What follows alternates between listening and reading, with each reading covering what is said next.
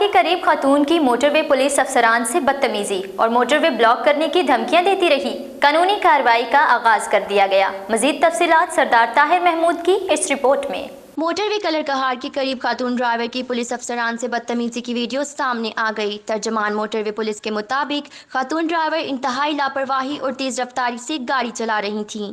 वाकया आज कलर कहार के करीब पेश आया। खातून ड्राइवर को ओवर स्पीडिंग और ख़तरनाक ड्राइविंग करने पर रोका गया था।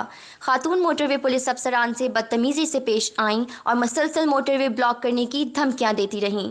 तर्जमान ने बताया कि मोटरवे पुलिस अफसरान के समझाने के बावजूद खातून ने अपना रवैया बरकरार रखा और मुसलसल मुख्तलिफ किस्म के दबाव डालती रही। खातून ट्रैफिक वायलेशन पर जुर्माना अदा किए बगैर वहां से चली गईं। मोटरवे पुलिस अफसरान ने मजीद कानूनी कार्रवाई का आगाज कर दिया।